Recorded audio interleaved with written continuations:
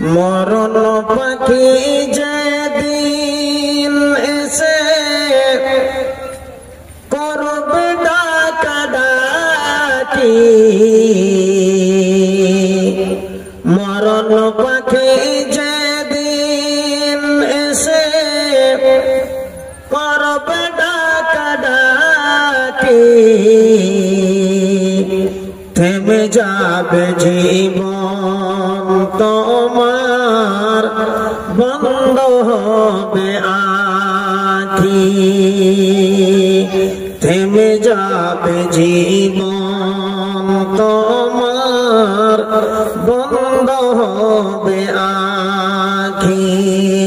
মরণ পাখি যেদিন এসে করবে ডাকাডাকি, মরণ পাখি যেদিন এসে করবে ডাকাডাকি, থেমে যাবে জীবন তোমার, বন্ধ হবে আঁখি। ওরে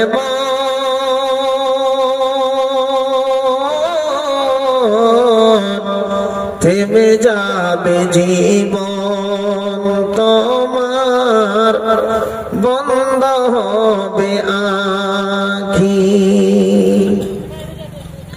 দুনিয়াতে আছো তুমি টাকা পয়সা নিয়ে, মরা পরে করবে দাফন সাদা কাফন দিয়ে। দুনিয়াতে আছো তুমি টাকা কড়ি নিয়ে, মরা পরে করবে দাফন সাদা কাফন দিয়ে। টাকা পয়সা থাকবে তোমার, টাকা পয়সা থাকবে তোমার, পরে রবে সবই, থেমে যাবে জীবন তোমার, বন্ধ হবে আঁখি। মরণ পাখি যেদিন এসে করবে ডাকাডাকি,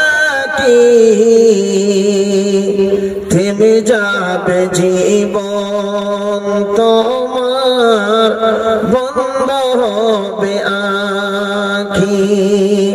ওরে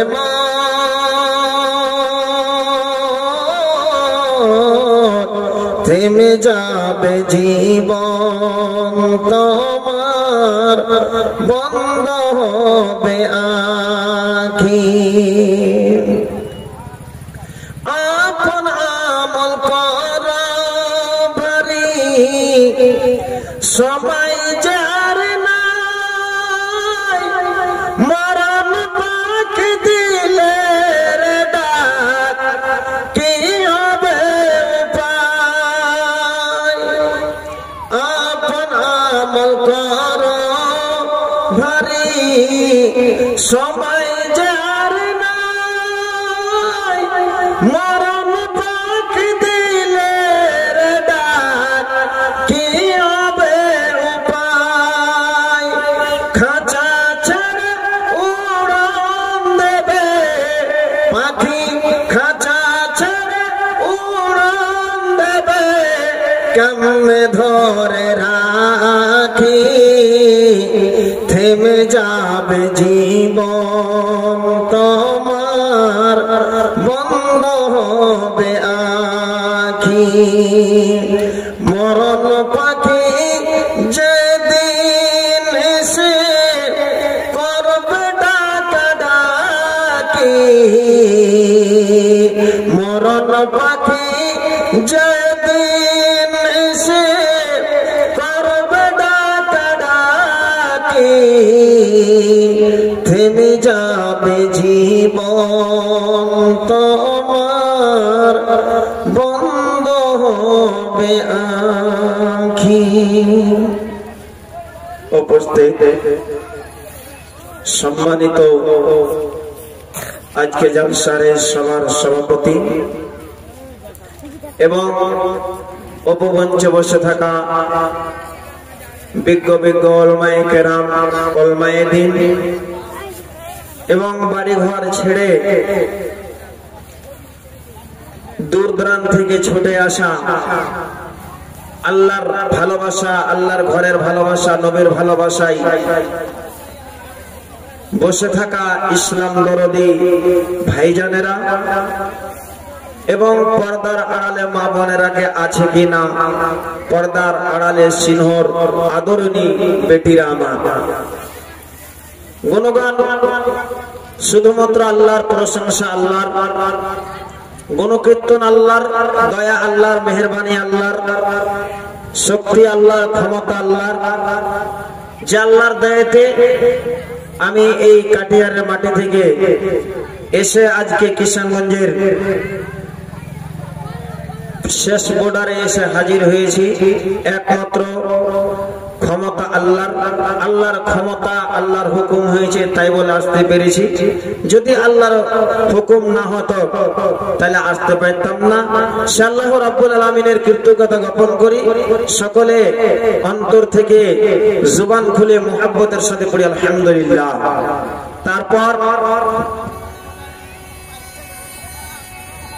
তার প্রিয়তর রাসূল আকায়ে নামদার তাজদারে মদিনা মা আমিনাল্লাহ মুরুর দুলাল, ইয়াতীমের বন্ধু, গরিবের সাথী, দয়ারে কান্ডারি মানবের শ্রেষ্ঠ মনে জনাবে মুহাম্মদ রাসূলুল্লাহ মুখ খুলে পড়ে সাল্লাল্লাহু আলাইহি ওয়াসাল্লামের প্রতি কোটি কোটি দরুদ ও সালাম অবিতর্ণ হয়। আল্লাহুম্মা সাল্লি আলাইহি আল্লাহুম্মা বারিক আলা। ব্রাদার ইসলাম, আবার মোহাব্বতের সাথে আবার আমি সকলকে ডাক দিচ্ছি ভাই, যারা রোডে আশেপাশে ঘুরে বেড়াচ্ছেন ওনার কাছে আমি এটা আহ্বান জানাবো, জায়গাটাতে বসে, যারা আজকে এই জায়গাটাতে বসে আছেন এরা কতটা দামি, আর যারা বাজারে ঘুরে বেড়াচ্ছে ওরা নিজে মনে করছে আমরা কতখানি দামি। আল্লাহর নবী বলেছেন যে আল্লাহর কাছে সবচাইতে ওয়া আবগাজুল বিলাদি ইলাল্লাহি আসওয়াকুহা, আল্লাহর নিকটে সবচাইতে নিকৃষ্ট খারাপ জায়গা হলো বাজার, চকচরহা মার্কেট। আপনারা কতটা দামি যারা এখানে কোরআন শ্রবণ করতে বসেছেন, শুনতে বসেছেন। এটা আমার বিষয় নয়, বিষয় থেকে হটে দুটো কথা আপনারাকে বলছি। নানু জান আমার, যারা এই জায়গাটাতে আজকে বসেছেন আপনারা দামি কতখানি। অনেক বড় হাদিস বিশ্বনবী বলেছেন যে আল্লাহর কিছুগুলো ফেরেশতা আছে যারা আল্লাহর জমিনে এসে তারা খোঁজাখুঁজি করে, তারা ঢুঁড়ে দেখে কোন এরকম সভা, যে সভাটাতে কোরআনের আলোচনা হচ্ছে, যেই সভাটাতে কোরআন হাদিসের বয়ান হচ্ছে, এই মতন যখন সভা পেয়ে যায় এক অপরকে ডাক দিয়ে তারা বসে যায়। আর বসে যায় তারা সভাটা শুনে শেষের বেলায় যখন আল্লাহর কাছে তারা হাজির হয়ে যায়, আল্লাহ রাব্বুল আলামিনকে যে বলে, আল্লাহ যখন বলেন কোথায় গিয়েছিলি? গিয়েছিলাম ডোবাডাঙ্গি। কিসের কারণে? না তো গিয়েছিলাম ওখানে একটা সভা ছিল, মসজিদের উন্নতি কল্পে জালসা, সেই জায়গাটাতে গিয়েছিলাম। কতটি লোককে পেয়েছো? এতটি লোক ছিল। আর কেউ এসেছো? একজন টুকি মেরেছে, খাড়ো হয়েছে 1 মিনিট। আল্লাহ বলছেন সবকে মাফ করে দাও। কতখানি দামি জিনিস, কতটা লোক আপনারা, আমরা আজকে দামি বাপজান। আমার বিষয়টার দিকে যাই। আজকে আমার বিষয় হলো আল্লাহর ঘর, মসজিদকে কেন্দ্র করে, মসজিদের দিকে লক্ষ্য রেখে আজকে আমি যে বিষয়টা নিয়ে আলোচনা করব সেটা হলো, মা বোনেরা একটু আপনারা লক্ষ্য করে ধ্যান দিয়ে কথাগুলো শুনবেন। এই যে আমার নানা দাদুরা আছে, এর তো মধ্যে মধ্যে ব্যাটারি চার্জ হতে থাকে, জুমার দিনে খুতবা হয়, খুতবা শুনে ঈদের ময়দানে খুতবা শুনতে পাই, কিন্তু মা বোনেরা ইয়াদের কিন্তু ইমানে বাটা লেগে থাকে। ইমানের যে ঘড়িটা আছে ভোল্টেজটা বাড়ে না। হাদিস কোরআন, আল্লাহর কোরআন দিয়ে হাদিস কোরআনের কথা শুনে, আল্লাহর ভয়ে জাহান্নামের কথা শুনে মানুষের ঈমানটাকে বাড়ে। মা বোনের আগে একটু লক্ষ্য করবেন, আজকে আমি যে বয়ানটা করব, বিষয়টা আমি আলোচনা করব, সেটার নাম হলো যে একটা স্ত্রীর প্রতি স্বামীর কয়টা হক, স্বামীর স্ত্রীর প্রতি কি হক আছে, আর স্ত্রীর স্বামীর প্রতি কি হক আছে। সময় পেলে আলোচনা করব, কিন্তু দুইটাকে নিয়ে একটু চলাফেরা করি নাকি ভাই?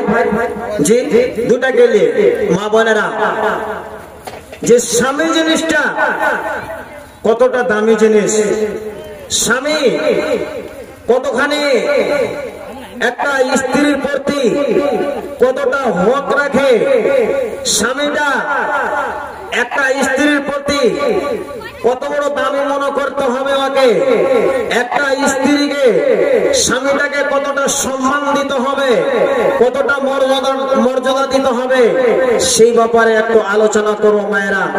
শুনবেন একটু লক্ষ্য করে, নবীর যুগের মেয়েদের মতন নবীর যুগের স্ত্রীরা যে যারা ছিল, দুটা স্ত্রীর কথা, দুটা মেয়ের কথা, দুটা মহিলার কথা বলা হয়েছে, যারা নিজের স্বামীটার সম্মানটা করত। ইয়াদের তুলনা আর অন্য নারীদেরকে দেওয়া হয়নি।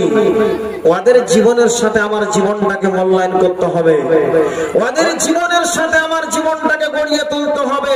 এ মায়েরা, যদি আল্লাহর জান্নাত যদি আমরা নিতে চাই, আল্লাহ তোমার জান্নাত নেব, আল্লাহ তোমার ভালোবাসা হয়ে আমরা জীবনটাকে গত করব, আল্লাহ তোমার নবীর সুপারিশ ভাগ্য কপালে নিব, সুপারিশটা আমরা আমাদের ভাগ্যে আল্লাহ তুমি দেখিও, তাহলে পারে জীবনে আল্লাহ রাব্বুল আলামিনের বিধানের পরে কতগুলো বিধি আছে, কতগুলো কানুন আছে, কতগুলো এরকম ভাবে কাওয়ানিন জওয়াবিদ আছে, যেগুলো জিনিসগুলোকে মেনে আমরাকে জীবনটাকে চালাইতে হবে আর গড়াইতে হবে।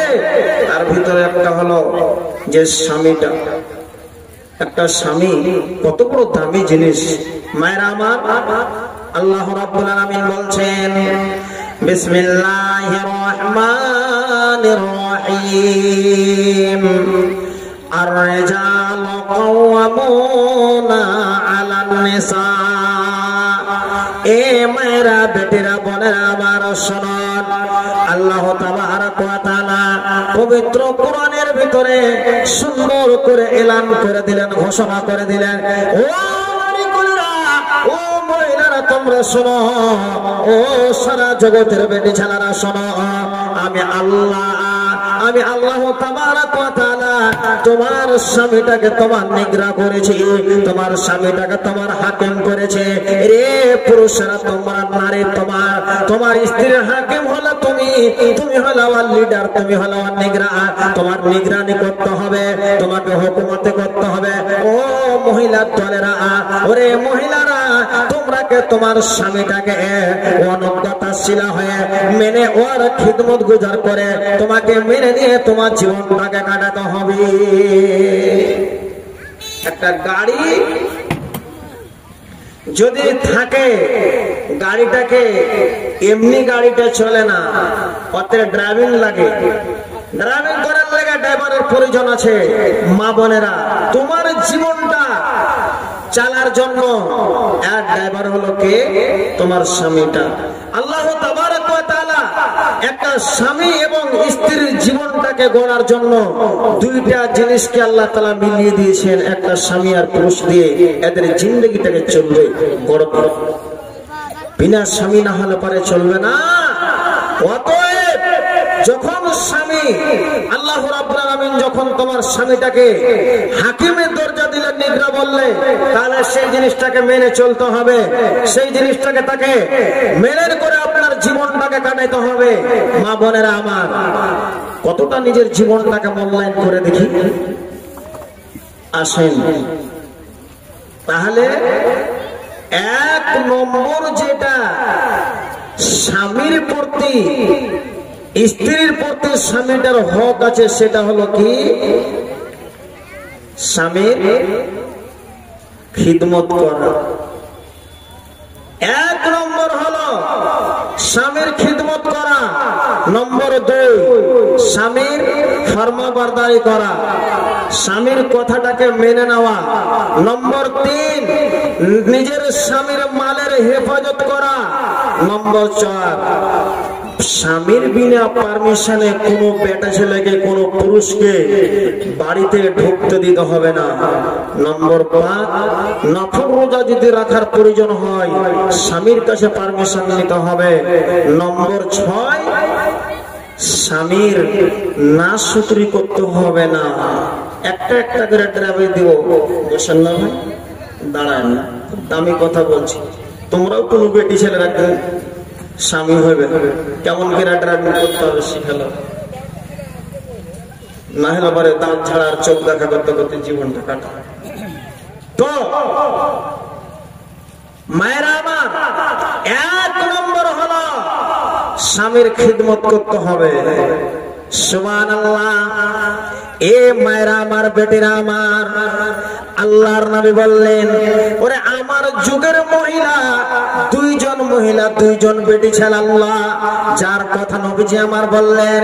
1 নম্বর হলো হযরত ফাতেমা রাদিয়াল্লাহু তাআলা আনহা। 2 নম্বর হলো হযরত আসমা বিনতে আওয়াকার, অর্থাৎ আওয়াকারের বেটি আসমা। আল্লাহ এই 2 জন বেটি ছেলের কথা বিশ্ব নবী বললেন। হযরত ফাতেমা রাদিয়াল্লাহু তাআলা আনহা, এ মায়েরা বোনেরা আমার, বেটিরা আমার শোনর, হযরত ফাতেমাটাকে আল্লাহ নবী বলেন সাইয়্যিদাতুন নিসাই আহলিল জান্নাহ। ও মায়েরা বোনেরা আমার, যতগুলো দুনিয়াতে পৃথিবীতে বেটি ছেলে মহিলা এসেছে, সমস্ত বেটি ছেলে মহিলা আর জান্নাতের ভিতরে সরদারনি হবে। আল্লাহুস সামা। এই ফাতেমার বিবাহ হযরত আলীর সঙ্গে। হযরত আলী এতটাই গরিব মানুষ, আল্লাহ এতটাই গরিব যে আলীর বাড়িতে সুন্দর একখানা বিছানা নাই, যে আলীর ঘরে পালং নাই, যে আলীর ঘর একটা সুন্দর নয়, যে আলীর জমি জায়গা নেই। আল্লাহ ওই আলীর সঙ্গে হযরত ফাতেমার বিবাহ। এ মায়েরা বোনেরা আমার, হযরত ফাতেমা রাদিয়াল্লাহু তাআলা আনহা হযরত আলীর সঙ্গে যখন নবীজি বিয়ে দিয়ে দিলেন, যখন আলীর বাড়িতে হযরত ফাতেমা চলে গেলেন, আল্লাহুস সামা, ওই ফাতেমা আলীর বাড়িতে কাজ করতেন। মায়েরা বোনেরা আমার, কাজটা হলো কি চাকরি পিসতো, জাতা পিসতো, জব পিসতো, গম পিসতো, আর ওই গম পিসে পিসে হাত খানাতের কম ভাবে খাওয়া হয়ে যায়, ছালা পড়ে যেত। রাত্রের বেলায় হযরত আলী যুদ্ধের ময়দান থেকে আসতো, শিকার করে আসতো, ব্যবসা বিজনেস করে আসতো। ওই হাতে ওই ছালা হাত দিয়ে আল্লাহ হযরত আলীর মাথাতে তেল দিয়ে দিতেন, শরীরটাকে মালিশ করতেন, পা টিপে দিতেন। হযরত ফাতেমার কত কষ্ট হতো, দুঃখ হতো, হাতে ওই ছালাগুলোতে ঘাগুলোতে রক্ত বের হয়ে যেত। আল্লাহ তো হযরত ফাতেমা নিজের স্বামীর খিদমত করতেন। হযরত আলী হযরত ফাতেমাকে ডেকে বলছেন, ও ফাতেমা, ও ফাতেমা, তুমি শোনো, তোমাকে আমি একটা কথা বলছি। তুমি যখন এই হাত দিয়ে চাকরি জাতা পিষতে পিষতে তোমার হাতের হাত দিয়ে রক্ত বের হয়ে যাচ্ছে, ছালা পড়ে গিয়েছে, আমার খিদমত করতে পারা, তাহলে ফাতেমা আমি তোমাকে আমি যুদ্ধ দিচ্ছি, আমি তোমাকে একটা কথা বলছি। কথাটা হলো ও ফাতেমা, তুমি যদি নবীর কাছে যেতে পারো, তুমি যদি নবী মুহাম্মাদের কাছে যেতে পারো, যেই নবীর কাছে অনেক প্রকারের দাসী গোলাম গুলো আসছে, আল্লাহ ওই গোলাম গালা যদি চাইতে পারো ফাতেমা, তাহলে ওই গোলাম গালা যদি পেয়ে যাও, ওই গোলামটা ছাতা ঘুরাবে, জগুলো পিসবে, আর এই হাতের যে ছালাগুলো আছে এইগুলো থেকে তুমি একটু কষ্ট পাবে, আমার তুমি খিদমতটা করতে পারবে, তুমি একটু তো হাতের বিমার গুলো ভালো হয়ে যাবে। যাও যাও যাও ফাতেমা, যে তোমার আব্বার কাছে যে একটা গোলাম নিয়ে এসো। বসেন বসেন বসেন। जिन हजरात को मेहमान को खाना खिलाने की जिम्मेदारी दी गई है, वो मेहमान आ चुके हैं, उनको खाना खिलाने के लिए और जहाँ पर जगह बना गया है वहाँ पर पहुँच जाए। जिन हजरात को खाना खिलाने के लिए जिम्मेदारी दी गई है, मैं उनसे गुजारिश कर रहा हूँ कि अपनी जिम्मेदारी को संभालें। এবার হযরত আলী যখন কথাটা বললেন, হযরত ফাতেমা চিন্তা করে বলছে কথাটা তো ভালোই। এবার হযরত ফাতেমা একদিন এক পা দু পা করে হাঁটতে হাঁটতে হাঁটতে নবীর বাড়িতে চলে গিয়েছেন। যাওয়ার পর ডাক দিচ্ছেন হযরত ফাতেমা, নবী যে বাড়িতে নাই, দিনের কাজে গিয়েছে, তাবলীগের কাজ করার জন্য গিয়েছে। আল্লাহ, এ মায়েরা বোনেরা আমার, নবীজি বাড়িতে নাই। আম্মা জান আয়েশা বলছেন, ও বেটি ফাতেমা, বলো মা তুমি কিসের জন্য এসেছো? তোমার কি দরকার আছে? তোমার আব্বাকে কেন খুঁজছো? বেটি রে, তোমার আব্বা নাই, এখন তাবলীগের কাজ করতে গিয়েছে, দিনের কাজে গিয়েছে, এখন তোমার আব্বা বাড়িতে নাই। তবে হযরত ফাতেমা এবার কিন্তু আম্মা জান আয়েশা যখন বললেন, ফাতেমা বলো তোমার কি দরকারটা রয়েছে, কি প্রয়োজন রয়েছে? হযরত ফাতেমা কথাটা আর বললেন না, আবার ওখান থেকে বাড়ি ফেরত আবার নিজের চলে আসলেন। আল্লাহুস সামা। যখন সন্ধ্যা হয়েছে, নবী আমার বাড়িতে ফিরেছেন। বাড়িতে যখন এসেছেন, আম্মা জান হযরত খাদিজা আয়েশা রাদিয়াল্লাহু তাআলা আনহা খাওয়ান দাওয়ার পর এবার কিন্তু সুন্দর করে নবীকে বসে বসে কথাটা বলছে, ইয়া নবী আল্লাহ, ইয়া হাবিব আল্লাহ, নবী মুহাম্মদ, আমি বলতে পারবো না, আপনার কলিজার টুকরা ফাতেমা আপনার বাড়িতে এসেছিলেন, আপনাকে খোঁজাখুঁজি করছিলেন। আমি বলেছি, বেটি রে, তোমার বাবা এখন বাড়িতে নাই, ফাতেমা ফেরত চলে গিয়েছে। যেমন কথাটা শোনা হযরত আল্লাহর নবী জনাবে মুহাম্মদ রাসূলুল্লাহ সাল্লাল্লাহু আলাইহি ওয়াসাল্লাম এবার বেটির বাড়ির দিকে হাঁটতে আরম্ভ করেছে। হাঁটতে হাঁটতে হাঁটতে বাড়িতে যা টেলির মাঝে যখন চলে গিয়েছে, এ মায়েরা বোনেরা আমার, বেটিরা আমার শুনুন, বাপজিরা আমার শুনে যান, কত দামি মূল্য কথাটা। এইবার যখন টেলির মাঝে চলে গিয়েছে, নবী আমার ডাক দিয়েছেন, ও মা ফাতেমা। হযরত আলী এবার হযরত ফাতেমা আর হযরত আলী দুইজন বিছানাতে চলে গিয়েছে। বন্ধুরে আমার, যখন আওয়াজটা শুনতে পাওয়া হযরত আলী উঠে গেলেন, হযরত ফাতেমা উঠে গেলেন। নবী বলছেন, বিটি ফাতেমা, ও হযরত আলী, বাবা তোমরা যেই জায়গাতে আছো তোমরা বসে থাকো, আমি নবী মুহাম্মদ নিজে চলে আসছি। নবীজি আমার বেটি এবং জমাই তার বিছানাতে মধ্যখানে নবীকে দেখে হযরত ফাতেমা একদিকে, আলী একদিকে, মধ্যখানে নবীজি চলে গেলেন বিছানাতে, মধ্যখানে চলে গেলেন আর যে ওখানে বসে গেলেন। বসে যাওয়ার পর বলছেন, ও মা ফাতেমা, কিসের জন্য তুমি আমার কাছে গিয়েছিলে?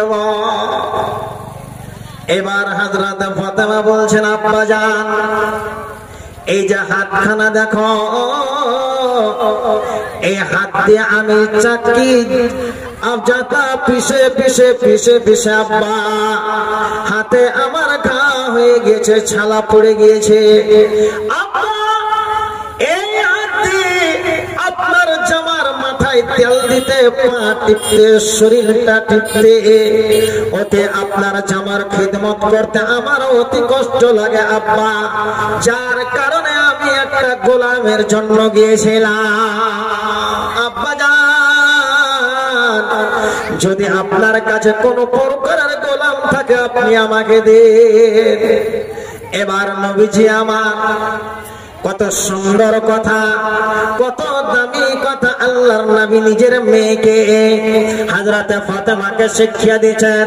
ও ভাইরা আমার, ও বন্ধুরা, ভাইরা আমার, আপনারা যদি এই নবীর পদ্ধতিটাকে যদি শিখতে পারেন ভাই, যদি নবীর পদ্ধতিতে চলতে পারেন, আল্লাহ রাব্বুল আলামিন ওই মতন নাকি আপনাকে আল্লাহ তাআলা দান করবেন। এবার নবীজি আমার নিজের মেয়ে হযরতে ফাতেমাকে পদ্ধতিটা শিখিয়েছেন। ও মা ফাতেমা, বেটিরে আমার, আমি নবী মুহাম্মদ, তুমি আমার কাছে গিয়েছিলে গোলাম নেওয়ার জন্য, দাসী নেওয়ার জন্য।